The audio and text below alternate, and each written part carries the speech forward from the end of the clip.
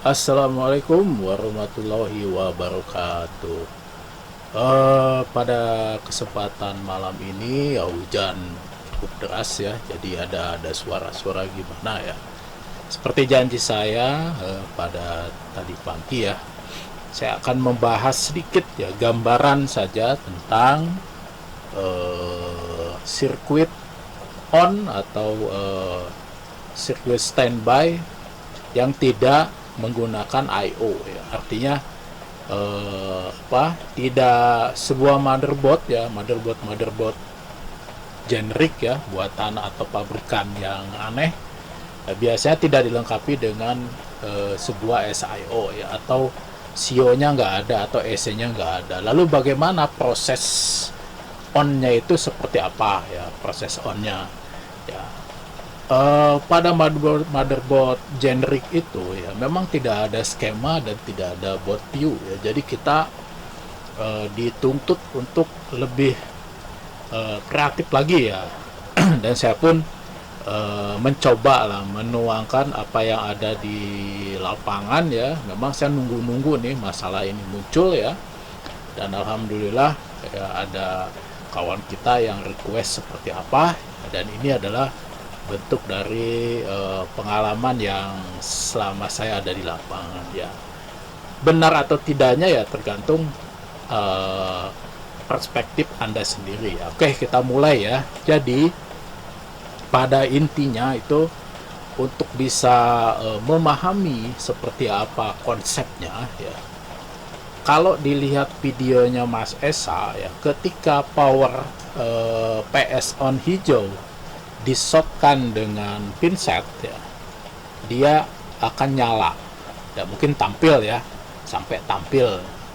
Dari video tersebut kita bisa menyimpulkan ya bahwa ada masalah nih pada sirkuit standby atau sirkuit standby namanya ya.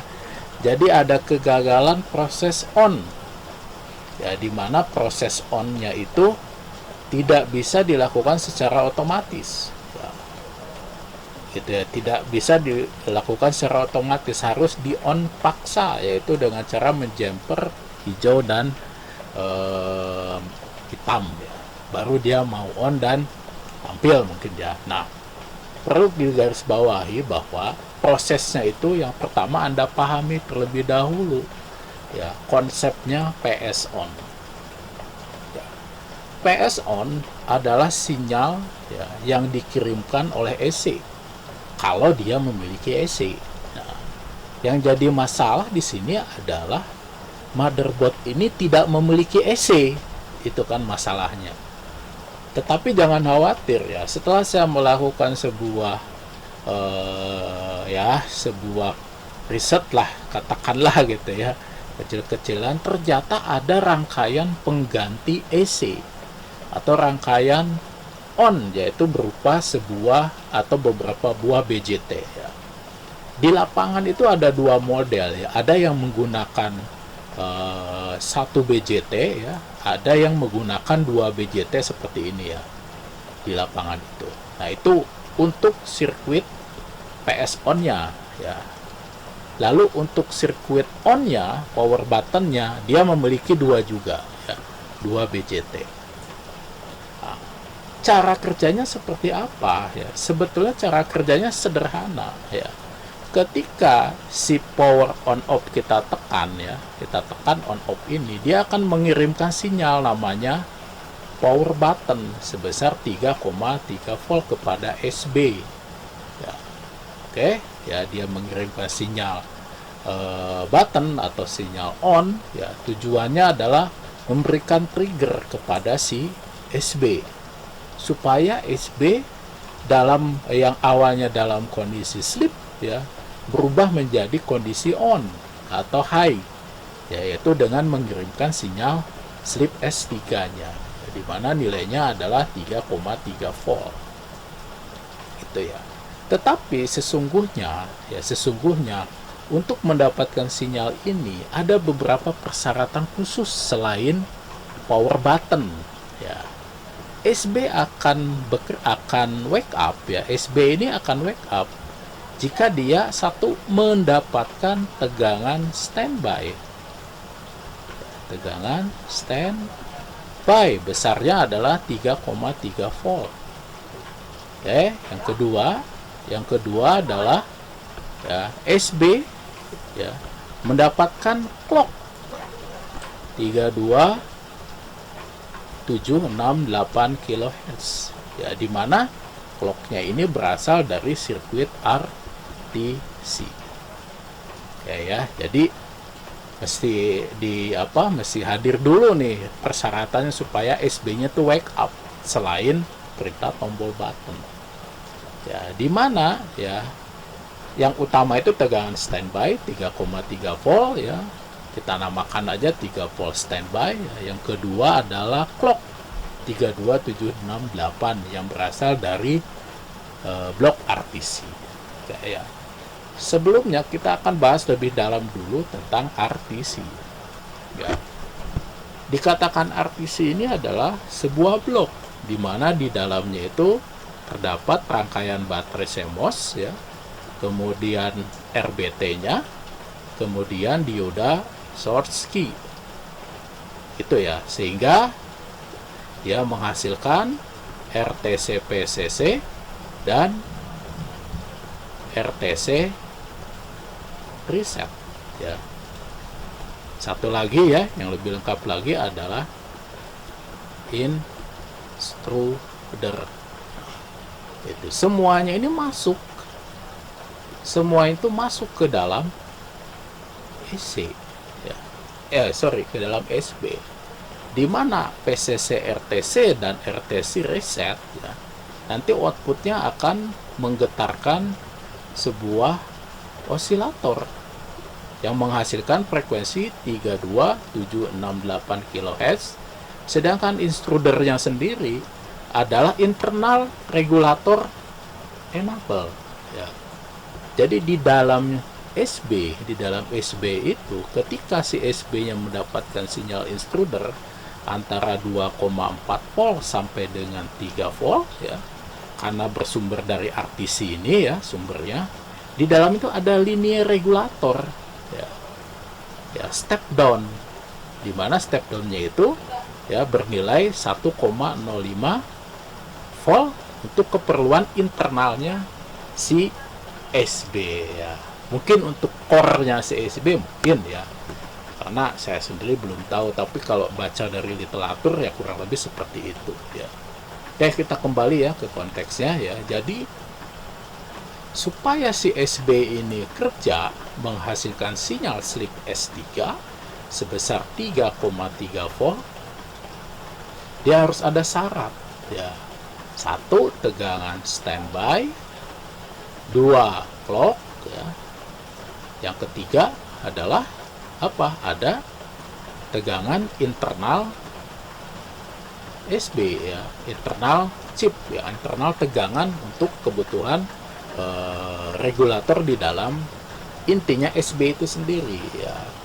Ketika semuanya itu terpenuhi ya, ini semuanya terpenuhi ya, selanjutnya ada perintah on off ya. Perintah on off ini ya nilainya 3,3 volt, memerintahkan si SB ya yang tadinya sleep, SLP to sleep ya, katakan sleep S3 rest ya, ketika dapat perintah power button dia menjadi high 3,3 volt ya.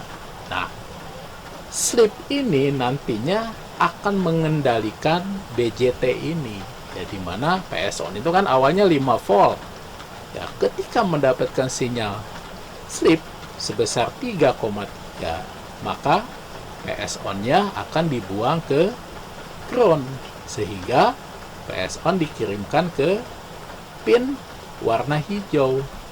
Ya, berarti kan seolah-olah di-ground-kan 5 volt PS on ya, di-ground-kan ketemu ground jadi 0, seperti kita mau min-set ya, menghubungkan antara ground dengan 5 volt ya. Itu ya gambarannya sederhananya dari proses bekerjanya atau rangkaian pengganti standby dari apa ya, katakan standby atau katakan switch ya, rangkaian switch aja ya, rangkaian switch pengganti EC-nya di dalam motherboard generik ya, kepunyaannya H61 seperti itu ya. Jadi enggak lagi ini. Oke ya, seperti itu ya kawan-kawan ya.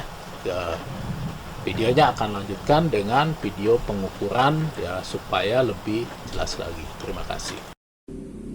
Oke, buat Bang Esa ya, dan mungkin kawan-kawan yang lain yang mau memahami sebuah motherboard yang tidak memiliki EC, gimana proses on-nya itu ya, seperti apa proses on-nya.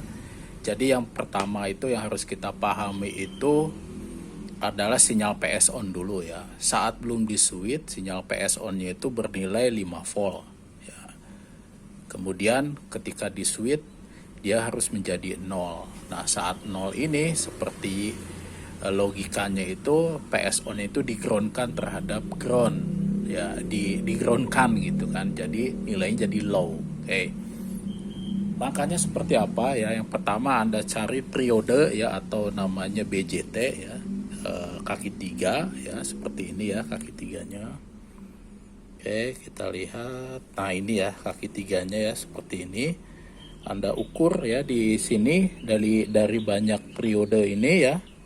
Anda ukur yang nilainya drain-nya itu nilainya 5,1. Nah, ini ya ketemu ya 5,1. Oke, sebentar ya. Nah, itu ya 5,1 ya, itu di drainnya ya. Kemudian di gate-nya itu harus 0. Nah, gate-nya ini dia mendapatkan tegangan atau sinyal slip S3. Oke ya, kita akan switch. Ini masih di drain-nya ya, di gate-nya ya.